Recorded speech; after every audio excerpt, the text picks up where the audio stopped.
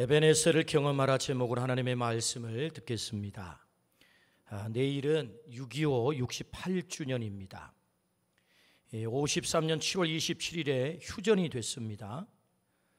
저는 휴전된 지 9년 만에 태어났습니다.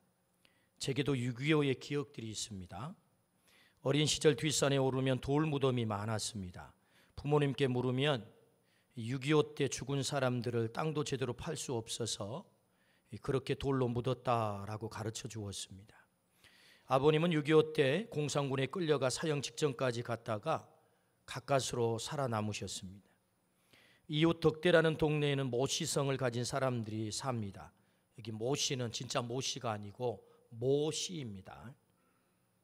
그들은 늘 기가 죽어서 외톨이로 살아갔습니다. 그리고 동네 사람들이 그들에게 손가락질을 했습니다. 왜 사람들은 저 집안 사람들을 손가락질하고 미워해요? 물었을 때 그 집안 사람들이 지역 좌익으로 공산군에게 부역을 했다라고 가르쳐 주었습니다. 신안섬 지역에도 수많은 사람들이 죽임을 당했습니다. 이것이 저의 6.25 기억입니다. 우리가 잘 아는 대로 6.25 전쟁은 엄청난 피해를 남겼습니다. 남한 땅만 사망 실종이 100만 명입니다. 북한의 사망 실종이 80만 명, 부상자 포함을 하면 450만 명이 살상을 당했습니다. 당시 인구 대비 5명당 1명꼴입니다. 남한 산업 시절에 45%가 파괴를 당했습니다. 우리나라는 당시 세계에서 가장 가난한 나라가 됐습니다. 원조 없이 살 수 없는 나라. 1인당 GNP 60불. 한번 사진 보여주실래요? 이것이 당시의 우리들의 모습입니다. 처참한 모습이죠. 그런 우리나라가 60여 년 만에 세계 경제의 11위가 되었습니다. 36년 식민지를 겪고 2차 세계대전 종전과 함께 독립한 나라가, 그것도 민족 간의 처참한 전쟁을 치른 나라가 민주주의를 이루고 경제적으로 번영한 나라는 세계에서 거의 유일합니다. 우리나라가. 우리나라는 자원 빈국입니다. 거기다 우리나라는 아직 전쟁이 끝난 게 아니죠. 아직도 전쟁 중입니다. 지금까지 정치를 잘했나요? 얼마나 많이 뒤집어졌습니까? 국방에 엄청난 에너지를 지금도 투입해야 됩니다. 사실 우리나라가 경제 대국 11위 될 만한 조건이 사실 하나도 없습니다. 그런 우리나라가 이렇게 놀라운 번영을 이룬 이유가 뭘까? 세상 전문가들은 우리나라가 복받은 이유를 여러 가지로 분석을 합니다. 그들의 분석을 들어보면 일리가 있습니다. 그러나 세상 전문가들이 찾아내지 못한 결정적인 이유가 있어요. 우리나라가 그 가난한 시절을 딛고 60여 년 만에 경제대국 10위까지 올라가게 된 결정적인 이유, 그것은 에벤에셀 하나님 때문이에요. 일단 아멘 한번 해봅시다. 아멘. 에벤에셀이라는 말이 뭔 말이죠? 여기까지 하나님이 도우셨다라는 말이거든요. 하나님의 도우심 때문에 이 나라가 복받은 줄로 믿습니다. 이렇게 말하면 혹자들은 그거 너무 주관적 해석이다, 너무 아전인수식 해석이야, 말도 되지 않는 얘기하지 마라 라고 말하는 사람들이 있습니다. 과연 그럴까요? 하나님의 도우심이라고 할 수밖에 없는 객관적 증거가 있습니다. 짧은 시간 우리나라가 세계 유례가 없는 번영을 이룬 것처럼 세계 유례가 없는 우리나라만 가지고 있는 것 두 가지가 있어요. 우리나라가 60여 년 만에 세계 유례가 없는 번영을 이루어냈잖아요. 그런 것처럼 세계가 가지지 못한 우리나라만 독특하게 가지고 있는 게 두 개가 있어요. 그게 뭐예요? 첫 번째는 선교 130년 만에 우리나라 백성의 20%가 하나님을 믿게 됐다는 거예요. 1,000만 명의 크리스찬이 생겼다는 것입니다. 두 번째, 인구 대비 선교사를 가장 많이 파송한 나라가 된 거예요. 2만 7천여 명의 선교사가 세계 각지를 누비고 있습니다. 이것은 세계 어느 나라에도 없는 우리나라만 독특하게 있는 거예요. 세계 유례가 없는 두 가지가 유례가 없는 번영을 가져왔다. 저는 그렇게 믿습니다. 마지막 때 하나님께서 우리나라를 사용하시기 위해서 하나님께서 여기까지 도우신 객관적 증거가 분명합니다. 하나님은 오늘도 에벤 에셀의 하나님이세요. 오늘도 도우시는 하나님이시다. 이제 또다시 68주년 6.25를 맞이하면서 에벤 에셀 여기까지 도우신 하나님을 경험하라, 그렇게 말씀을 하세요. 하나님은 에벤 에셀 하나님을 남한 땅만 고백하기를 원치 않습니다. 지상에서 가장 가난하고 가장 독재가 심한 우리의 형제인 북한 땅까지 에벤 에셀, 저 판문점에 돌비를 세우고 거기에 에벤 에셀을 새겨서 하나님이 여기까지 도우셨습니다라고 고백해야 이 땅의 진정한 에벤 에셀이 되는 거예요. 여러분, 그날이 속히 올 줄로 믿습니다. 그 경험을 하라는 거예요. 우리에게 지금 이것이 하나님의 마음이고 하나님이 우리를 향한 68주년 6.25를 맞이한 우리에게 주신 주문이에요. 하나님의 주문이다. 오늘 우리 개인에게, 우리 가정에, 교회에, 이 조국 땅에 에벤에셀 하나님, 여기까지 도우신 그 하나님을 우리가 경험해야 될 때인 줄로 믿습니다. 그때가 왔다. 그렇다면 어떻게 그 에벤에셀 하나님을 우리가 경험할 수 있을까요? 첫 번째는 전심으로 여호와께 돌아오라 말씀하세요. 전심으로 하나님께 돌아오라. 자, 오늘 본문 3절에서 4절 말씀을 우리 같이 한번 읽어봅시다. 같이 읽습니다. 시작. 사무엘이 이스라엘 온 족속에게 말하 이르되 만일 너희가 전심으로 여호와께 돌아오려거든 이방신들과 아스타롯을 너희 중에서 제거하고 너희 마음을 여호와께로 향하여 그만을 섬기라. 그리하면 너희를 블레셋 사람의 손에서 건져내시리라. 이에 이스라엘 자손이 바알들과 아스타롯을 제거하고 여호와만 섬기니라. 아멘. 블레셋이 이스라엘을 침공했습니다. 블레셋의 손아귀 위에서 건진받는 방법을 하나님께서 가르쳐 주세요. 그것은 이방신들을 제거하라.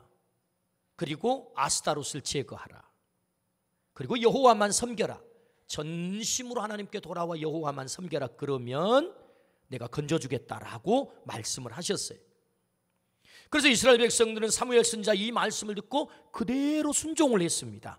그랬을 때 그 백성들이 에벤에셀 여기까지 도우신 하나님을 경험하게 된 줄로 믿습니다. 그들이 블레셋을 물리치고 승리했다는 거죠. 주님은 오늘도 전심으로 돌아오라 그렇게 말씀을 하세요.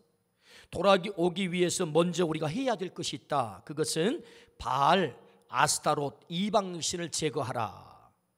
그렇다면 우리가 제거해야 될 바알이 뭐죠? 바알. 여러분, 바알이라는 뜻은요, 물론 이방신, 저 가나안의 신이에요. 근데 이 바알이라고 하는 뜻은 주라는, 로드라는 뜻을 갖고 있어요. 뿐만 아니라 소유주라는 뜻을 갖고 있어요. 또 다른 뜻은 풍요의 신이다. 그렇게 이 바알이라고 하는 뜻을 갖고 있단 말이죠. 그래서 이 아스타롯은 이 바알의 아내입니다. 아내. 이스라엘 백성들은 보이지 않는 하나님보다 농사가 잘 되게 하는 풍요의 신 바알이 더 좋았어요. 그래서 하나님만 집중하는 대신에 바알을 섬기고 아스타롯을 섬겼습니다. 출애굽을 시켜 구원해 주신 그 하나님을 잊어버렸어요. 홍해를 갈라주신 그 절대적인 하나님의 그 은혜를 그들은 망각해 버렸어요. 날마다 만나를 내려주셔서 먹고 살게 하셨던 그 하나님을 그들이 배신하고 그들이 가나안 땅에 정착해서 풍요로운 농사를 짓거나 그 소득을 거두고 그들이 우리에게 이렇게 풍요롭게 살게 한 것은 다 바알의 공이야 라고 바알에게 그 공을 돌리고 말았다는 거죠. 하나님이 그렇게 하셨음에도 불구하고 하나님을 기억지 않고 하나님에게 감사하지 않고 바알을 섬기고 말았다. 눈에 보이는 물신, 하나님보다 더 좋은 것입니다. 물신, 맘몬, 그것이 더 좋은 거예요. 우리에게도 제거해야 될 바알이 있다라고 주님이 말씀하세요. 이 시대의 바알, 맘몬신이라고 그러지요. 여러분, 이 맘몬에서 머니가 나왔습니다. 머니 해도 머니가 최고야. 돈이 최고라는 거죠. 이 시대의 돈은 이미 하나님의 자리를 꿰찼습니다. 돈은 우리의 신앙마저도 여지없이 흔들어 놓고 있습니다. 돈이 하나님의 자리에서 우리에게 큰 소리를 치면 우리는 꼼짝 못합니다. 이런 돈이 필요 없다는 얘기가 아닙니다. 돈 벌지 말라는 얘기가 아닙니다. 여러분, 우리가 돈을 벌어야 됩니다. 부자도 되어야 됩니다. 그러나 어떻게 해요? 하나님의 마음에 합당하게 우리가 청부, 깨끗한 부자, 그래서 하나님의 사명을 감당하도록 우리가 부를 축적해야 될 줄로 믿습니다. 이것이 하나님의 뜻이란 말이죠.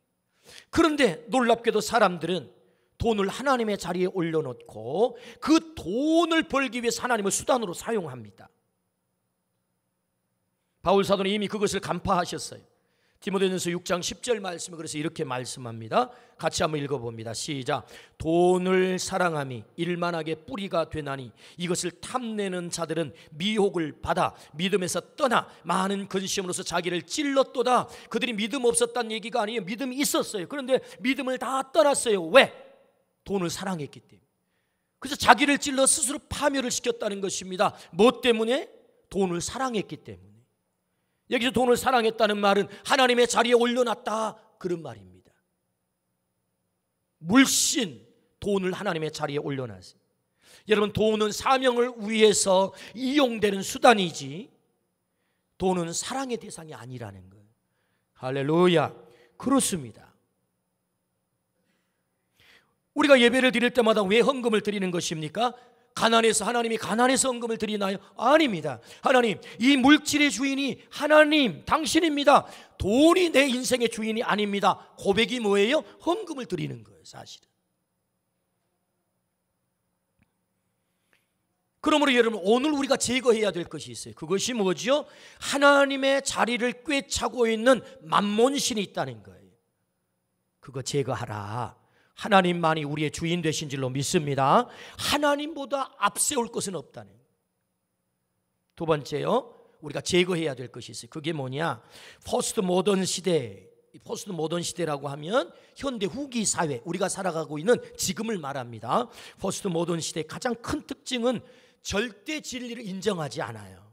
진리를 다 상대화시킵니다. 그리고 자기 자신이 절대 진리가 됩니다.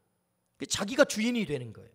그래서 진리도 나에 의해서 주인 되는 내가 판단을 해야 되는 것입니다. 그래서 하나님의 창조의 질서, 절대적인 창조의 질서도 인정하지 않으려고 하는 세상이 됐어요. 나의 본능이 요구하는 대로 내가 결정하는 것입니다. 하나님께서 남자로 창조하고 여자로 창조해서 이 땅에 보냈어도 내 본능이 그거 원하지 않아. 내가 선택할 수 있어. 그래서 자르고 붙이는 것입니다. 뭘 자르고 붙이는지는 모르겠지만 이게 뭐예요? 자기가 주인이 되는 거예요. 하나님의 절대 진리를 부정하는 거죠. 오늘 우리는 자신이라는 발이 우리 안에 있어요. 나라고 하는, 이 자라고 하는 발이 있는 것입니다. 그래서 하나님의 자리를 차지하고 있어요. 하나님은 이걸 제거하라는 거예요. 내가 결코 주인일 수 없어요. 아멘. 하나님만이 내 인생의 주인인 줄로 믿습니다. 내가 주인일 수 없다. 여러분, 내가 내 인생의 주인이 되면 그것만큼 불안한 게 없어요. 저는 비행기를 타면요, 잠을 참 잘 잡니다. 한 5-6시간 비행기를 타면 눈 한 번 감으면 인천공항에서 내리라는 거예요. 이 세상에. 그 불편하잖아요, 자리가. 그래도 잠이 잘 와요. 그런데 여러분, 사실 비행기를 탄다는 것은 여러분 목숨을 거는 일인 것입니다. 떨어지면 다 죽잖아요. 애누리 없습니다. 다 죽습니다. 그런데 잠이 쿨쿨 잘 오는 이유가 뭘까요? 여러분, 만약에 제가 이거 비행기를 탔는데 이게 목숨을 거는 거네, 이거 되게 불안하네, 내 목숨을 저 인간에게 맡길 수 있어, 기장에게 맡길 수 있어 생각을 하고는 막 뛰어가가지고 조종석에 들어가가지고, 조종사님, 내 불안해서 도저히 앉아있을 수 없으니 내가 조종관을 잡아야 되겠소 라고 조종관을 뺏어서 내가 그 비행기의 조종관을 잡으면 안심이 될까요? 세상에 그런 불안한 일이 어디 있겠습니까? 여러분, 비행기는요, 조종사가 잡아야 안전한 것입니다. 내가 잡으면 이런 불안한 것입니다. 내 인생의 조종관을 내가 주인이 돼서 내가 붙잡고 있으면 이것만큼 불안한 게 없는 거예요. 그러나 내 인생의 조종관을 주인 되신 하나님이 붙잡고 운전하실 때 가장 안전할 줄로 믿습니다. 내가 절대 주인이 되면 여러분 그건 불안한 거예요. 그러므로 하나님께서 나라고 하는 바알을 제거하리. 사탄경을 보신 어떤 목사님께서 사탄경 1장 1절 네 인생의 주인은 너다 라고 기록된 것을 자기가 봤대요. 사단은 끊임없이 우리에게 종용합니다. 네 인생의 주인은 너야. 네 본능이 요구한 대로 살아. 그거 불안한 것입니다. 하나님만이 우리 인생의 진짜 주인인 줄로 믿습니다. 하나님께 내 인생의 조종관을 맡겨야 그 여러분 안심이 되는 것입니다. 그래서 여러분 그냥 비행기 타면 자는 거예요. 불안하지 않습니다. 마태복음 16장 24절 주님은 말씀하세요. 같이 한번 읽어봅니다. 시작. 이에 예수께서 제자들에게 이르시되 누구든지 나를 따라오려거든 자기를 부인하고 자기 십자가를 지고 나를 따를 것이니라. 할렐루야. 전심으로 여호와께 돌아오라. 어떻게요? 너희가 제거하고 돌아와야 되겠다. 이방신들을 제거하고 돌아와야 되겠다. 하나님보다 앞세우는 것 제거하고 돌아와야 되겠다. 그 신 가운데 만몬신이 있어. 뿐만 아니라 너 자라고 하는 신이 있어. 네가 주인 자리를 꿰차려고 하는 너 그거 제거하고 너를 부인하고 나를 따라야 진정으로 나를 따를 수 있어 라고 주님이 말씀하세요. 내가 하나님의 자리를 대신하고 있다면 그거 제거하기를 축복합니다. 나는 주인 되신 그 하나님께 온전히 순종해야 될 자이다. 그때 우리는 에베네셀 하나님, 여기까지 도우신 하나님 경험하게 될 줄로 믿습니다. 우리 개인이, 우리 가정이, 우리 교회가, 이 조국 땅이 하나님만이 주인 되십니다. 하나님보다 앞세울 게 없습니다. 이 고백을 하고 돌아가 에베네셀의 하나님을 경험하기를 축복합니다. 두 번째는 어떻게 우리가 에베네셀 하나님을 경험할 수 있을까요? 미스바 광장에 모여서 회개하라 그렇게 말씀하세요. 오늘 5절 6절입니다. 같이 한번 읽습니다. 시작. 사무엘이 이르되 온 이스라엘은 미스바로 모이라. 내가 너희를 위하여 여호와께 기도하리라 하매 그들이 미스바에 모여 물을 길어 여호와 앞에 붓고 그날 종일 금식하고 거기에서 이르되 우리가 여호와께 범죄하였나이다 하니라. 이 사무엘이 미스바에서 이스라엘 자손을 다스리니라. 아멘. 사무엘 선지자는 백성들을 미스바 광장으로 모이게 했습니다. 함께 모이는 것이 대단히 중요합니다. 블레셋은 이스라엘 백성이 미스바에 모였다는 정보를 들었어요. 때는 이때다 하고 공격해 들어오기 시작합니다. 여러분, 때로 우리가 기도하기 위해서 모이고 예배하기 위해서 모이는 것이 더 큰 위험을 초래할 때도 있다는 사실을 기억해야 돼요. 더군다나 금식까지 했으니 적에게 얼마나 좋은 먹잇감입니까? 우리가 예배하는 것 때문에 적들이 더 활개를 칠 수 있습니다. 예배를 드리지 않다 모처럼 예배를 드리고 가는데 발목이 뼈요. 사고 나지도 않던 교통사고가 모처럼 친구가 교회 가자 그래가지고 왔는데 가다가 꼭 사고가 나요. 우리의 적들은 더 활개를 쳐요. 내가 예배하려고 할 때. 그래서 우리를 모이지 못하게 하는 것입니다. 그 모임의 자리, 기도의 자리에, 예배의 자리에, 은혜의 자리에, 하나님을 만나는 자리에 가지 마라고 방해를 하는 것입니다. 여러분, 이걸 넘어서야 될 줄로 믿습니다. 이걸 극복해야 돼요. 그래서 사무엘 선지자는 미스바로 모이라는 거예요. 모여라. 블레셋이 이 정보를 듣고 침공에 들어왔을 때 백성들은 두려웠습니다. 그러나 도망치지는 않습니다. 오히려 그 하나님 앞에 더 매달리는 것입니다. 그때 여러분, 이스라엘 백성이 에베네셀을 경험하게 되죠. 이 시대의 사단의 최대 전술은 우리를 모이지 못하게 하는 것입니다. 사단은 주의 이름으로 모이는 것을 굉장히 두려워합니다. 그래서 우리를 자꾸만 바쁘게 만듭니다. 예배할 시간을 자꾸 빼앗습니다. 기도할 시간을 빼앗습니다. 그래서 우리를 모이지 못하게 만듭니다. 주님은 여러분 약속하세요. 마태복음 18장 19절부터 20절 우리 같이 한번 읽어보시겠습니까? 시작. 진실로 다시 너희에게 이르노니 너희 중에 두 사람이 땅에서 합심하여 무엇이든지 구하면 하늘에 계신 네 아버지께서 그들을 위하여 이루게 하시리라. 두세 사람이 내 이름으로 모인 곳에는 나도 그들 중에 있느니라. 할렐루야. 두세 사람 모인 곳에 내가 함께 할 거야. 두세 사람이 합심하여 기도하면 내가 그 기도를 반드시 들을 거야. 하나님은 모이는 것을 좋아한다네. 모이는 것을. 미스바 광장에 모여라. 여러분, 모이는 것만 하면 안 돼요. 이스라엘 백성이 모여서 뭘 하죠? 6절 말씀을 한번 보겠습니다.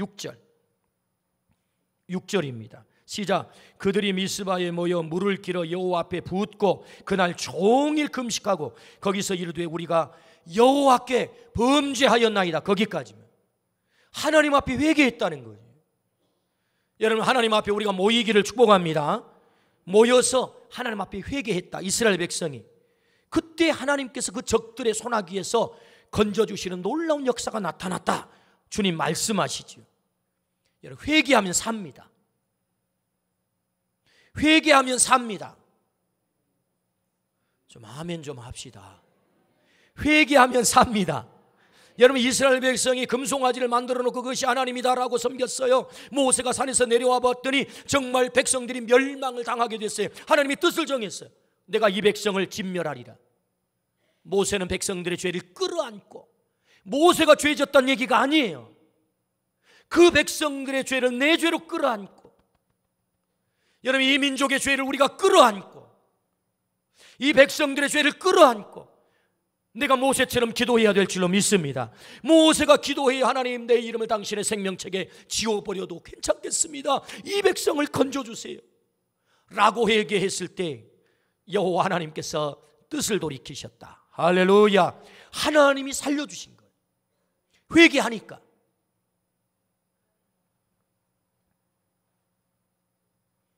다윗의 일생에 막통할 때가 있어요. 막통은 다 막힌 거죠. 언제지요? 다윗이 범죄했을 때. 하나님께서 금하신 간음을 했어요. 살인을 저질렀어요. 그 범죄함을 통해서 다윗의 삶에 막통이 찾아왔는데 심지어 자신의 집안에 칼이 떠나지 않아요. 큰아들은 딸을 강간을 해요. 셋째 아들은 큰아들을 칼로 죽여요. 셋째 아들은 아버지를 반역을 해서 아버지를 쫓아내버려요. 이런 세상에 다윗의 이런 막통한 삶이 왜 찾아왔다고요? 범죄한 때문에. 그런데 여러분, 이런 다윗이라 할지라도 하나님께서 나중에 결론적으로 하나님이 말씀하십니다. 너는 내 마음에 합한 자야. 그의 일생이 하나님 앞에서 형통한 자가 됐다. 할렐루야. 막통의 인생이 형통한 인생이 됐다고요. 이유가 뭐지요? 여러분, 시편 32편 5절 말씀. 자, 같이 한번 봅니다. 시작. 내가 이르기를 내 허물을 여호와께 자복하리라 하고 주께 내 죄를 아뢰고 내 죄악을 숨기지 아니하였더니 곧 주께서 내 죄악을 사하셨나이다. 할렐루야. 회개했을 때 하나님이 다윗을 살려준 줄로 믿습니다. 하나님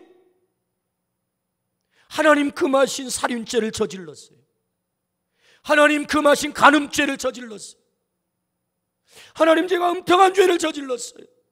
하나님이 용서해 주세요. 하나님께서 다윗을 살려주신 거예요. 그를 형통하게 한 거예요. 오늘 우리가 회개하면 살 줄로 믿습니다. 우리 안에 죄가 있다고요. 우리에게도 회개해야 될 죄가 있다고. 주님의 말씀대로 우리가 순종해서 살지 못하는 우리의 부끄러움이 있어요. 미워하는 자마다 살인하는 자는 여전히 우리는 미워하고 살아요. 용서하지 못해요. 우리 마음속에 음탕함이 있어요. 탐욕이 있어요.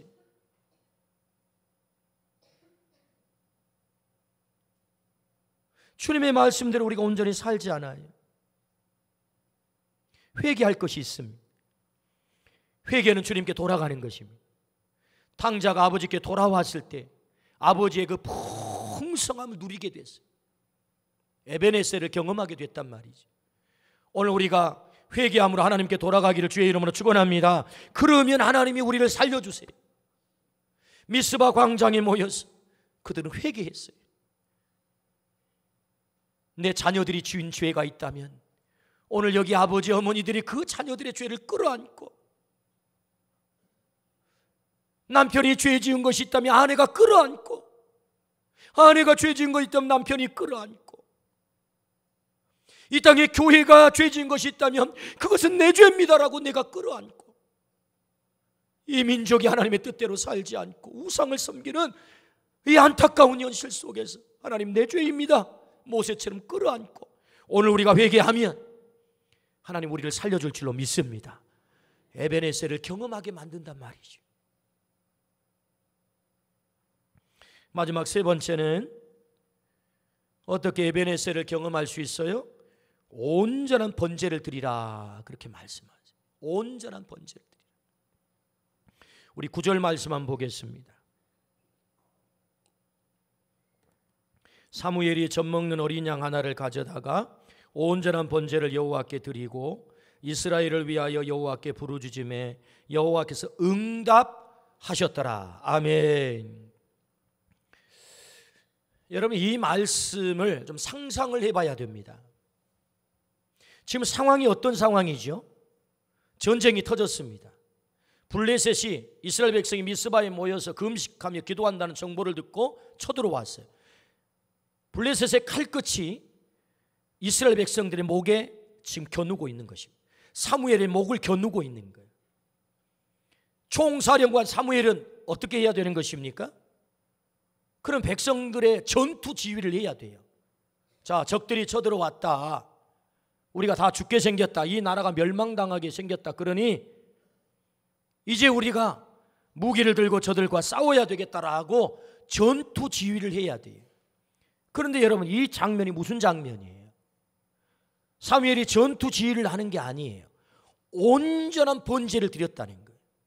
양을 잡아서 온전한 번제를 드렸다. 일부러 성경은 온전한 번제를 강조하고 있어요. 여러분, 온전한 번제를 드리려면 제물부터 검사를 해야 돼요. 검사.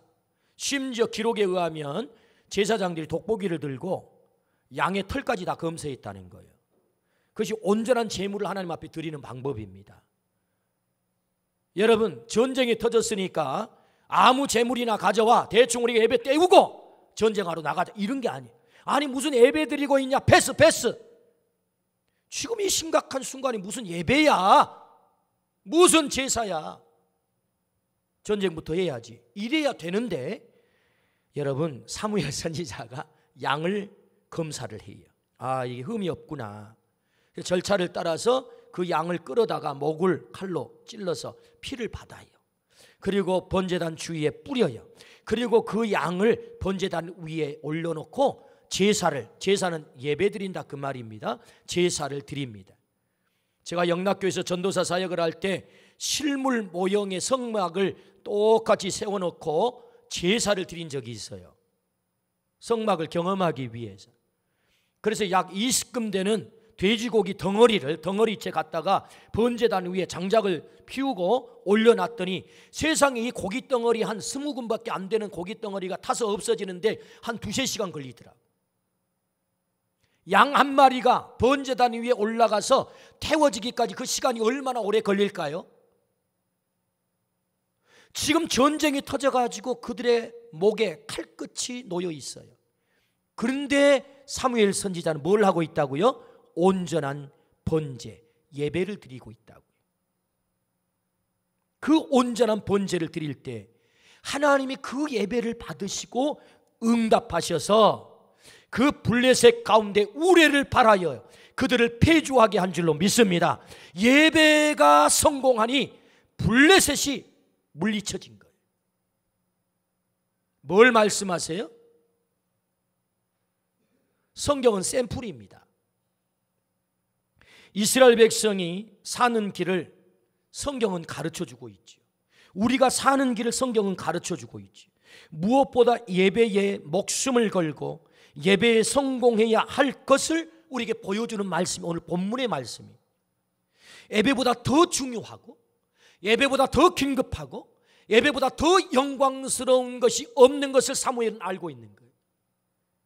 예배가 얼마나 큰 능력인지, 예배가 얼마나 큰 기적인지, 예배를 하나님이 얼마나 기다리시는지 이것을 잘 알았던 사무엘 선지자는 이 긴박한 순간에, 이 심각한 순간에 예배를 패스하지 않고 전투하는 것보다 더 중요한 그것을 우리는 포기할 수 없다. 그것이 뭐예요? 예배예요. 그 예배에 성공했을 때, 그 온전한 번제가 드려졌을 때 하나님께서 에벤에셀을 경험하게 한 줄로 믿습니다. 오늘 우리에게 하나님이 주문하고 계세요. 너의 삶에 예배보다 앞서는 것 있는 것 같아 보이지? 더 바쁜 것 있는 것 같아 보이지? 너 어떡할래? 예배부터 먼저 드릴래? 아니면 그 바쁜 것부터 먼저 할래? 주님이 물으시는 거예요. 너 그럼에도 불구하고 온전한 예배를, 적들의 칼끝 앞에 앉아서도 예배를 드릴 수 있겠어? 주님이 그거 말씀한단 말이지.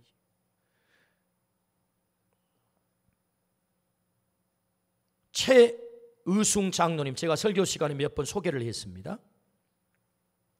고등학교 2학년 때 하나님께서 그에게 비전을 주셨는데 정말 그는 찢어지게 가난을 했대요. 그런데 하나님이 그에게 비전을 주시기를 박사 교수가 되는 것 첫 번째, 두 번째 기업가가 되는 것, 세 번째 100개 교회를 세우는 것. 세상에 고등학교 2학년이 이런 꿈을 가졌다는 거. 우리는 생각지도 못한 꿈을. 그런데 하나님께서는 그의 비전을 다 이루어 주셨다라고 그는 고백을 해요. 그는 교수님이 되셨고 대의그룹 회장님이 되셨고 61년 전에 세워난 100개 교회를 4년 전에, 지금부터 2014년도에 100개 교회를 세웠다는 거예요. 남의 집 얘기지만 아멘 좀 합시다. 우리는 한 개의 교회라도 세우고 하늘나라 갈까 말까 그렇게 생각하는데, 세상에 이분은 고등학교 2학년 때 돈이 있어서 그런 꿈을 세운 게 아니고 그 찢어지게 가난할 때 고등학교 2학년 때 나는 100개 교회를 세우고 가겠습니다. 근데 더 놀라운 것은 그 100개 교회를 세우고 나서 지금 80이 넘으셨는데 다시 꿈이 생겼는데, 내가 죽기 전까지 100개 교회를 더 세우겠습니다. 이분의 꿈이. 할렐루야. 우리 가운데도 이런 꿈을 가지시기를 주의 이름으로 축원합니다. 그래서 이 최의숭 장로님은 오늘날에 자신을 있게 한 그 힘은 그의 어머니의 신앙의 유산, 가르침 때문이다 라고 그는 자랑을 해요.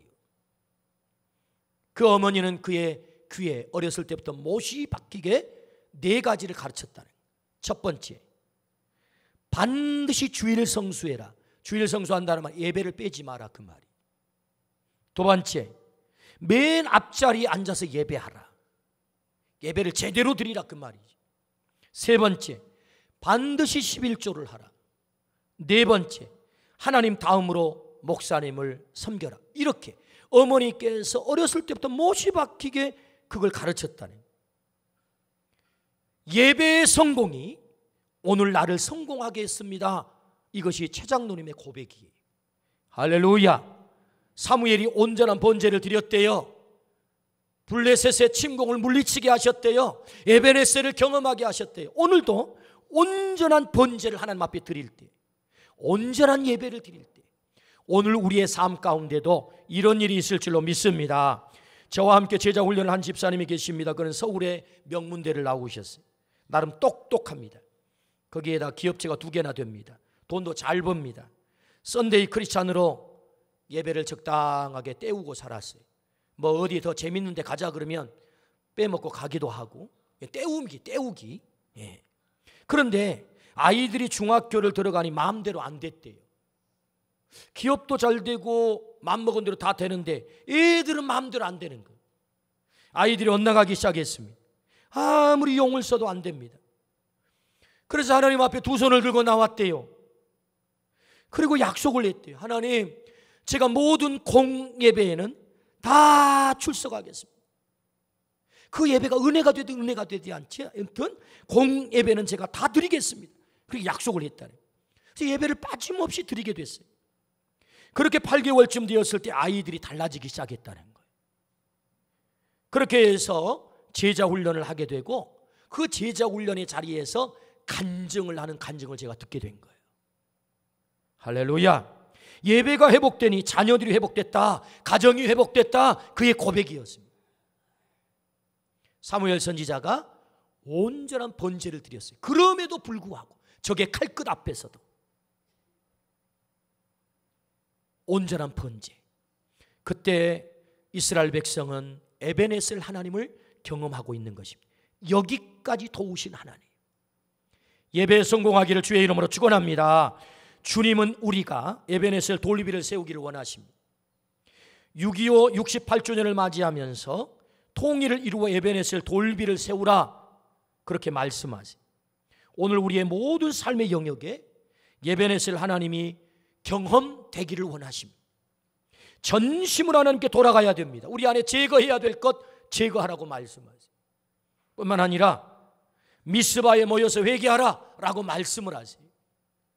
그리고 온전한 예배를 하나님 앞에 올려라. 그럴 때 에베네셀 하나님, 여기까지 도우신 하나님, 우리 개인과 우리 가정과 우리 교회와 이 조국 땅이 여기까지 도우신 하나님을 경험하기를 주의 이름으로 축원합니다. 아멘. 기도하십시다.